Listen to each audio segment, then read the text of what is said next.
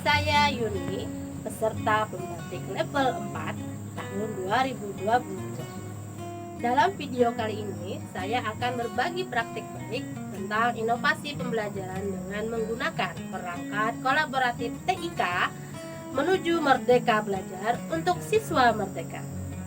Bagaimana proses pelaksanaan inovasi pembelajaran yang saya lakukan? Mari kita simak bersama-sama. Kegiatan dan model pembelajaran dan perangkat TIK yang kolaboratif. Yang pertama, kegiatan pembelajaran meliputi kegiatan pendahuluan, inti, dan penutup. Kegiatan pendahuluan dimulai dari memulai tatap muka dengan salam dan berdoa, kemudian mengecek kehadiran dan kondisi siswa, mengisi daftar hadir melalui Google Classroom, Windows 11 Mia. Siswa mendengarkan penjelasan guru terkait pembelajaran yang telah berlalu. Siswa juga mendengarkan penjelasan guru terkait pembelajaran hari ini. Dan siswa mengonfirmasi kegiatan literasi materi yang sudah disampaikan guru pada Google Classroom. Siswa menjawab pertanyaan pemantik dengan mengakses Google Jamboard.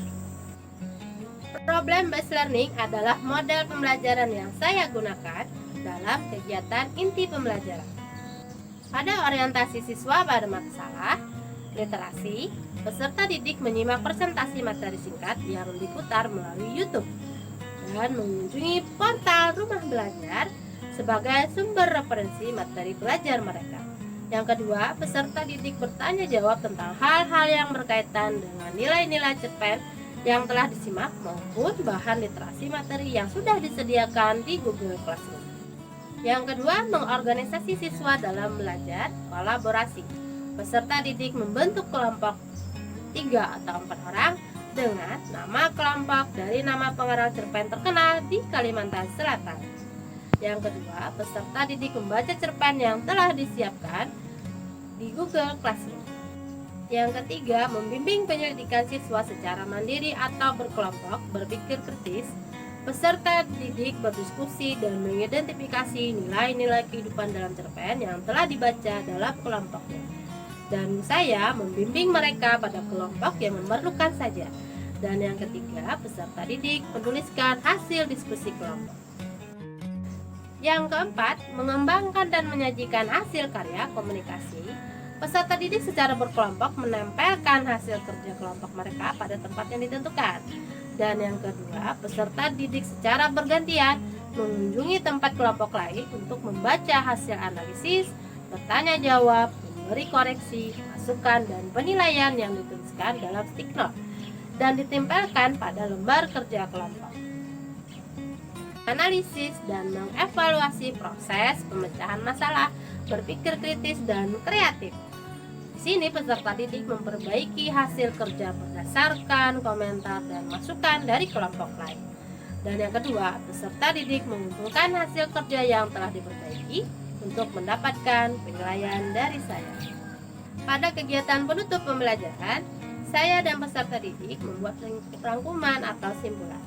Kemudian peserta didik melakukan refleksi pembelajaran dengan mengakses link Padlet.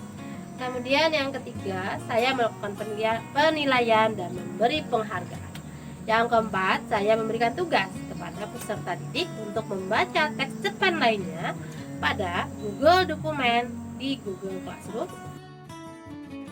Itulah rangkaian praktik pembelajaran yang sudah saya lakukan dengan menggunakan perangkat TIK yang kolaboratif dan mengunjungi portal Rumah Belajar sebagai sumber referensi materi pembelajaran dan platform Merdeka Mengajar untuk melakukan latihan asesmen berbasis literasi. Perangkat TIK yang digunakan adalah alur pembelajaran model problem-based learning, yaitu Google Workspace for Education, Google Classroom, Jamboard, dan Dokumen, dan YouTube, Quizzes, dan Padlet. Sahabat Rumah Belajar, mari kita bersama-sama untuk bertransformasi dan berkolaborasi untuk menumbuhkan ekosistem digital menuju Merdeka Belajar. Terima kasih, salam dan bahagia. Assalamualaikum warahmatullahi wabarakatuh.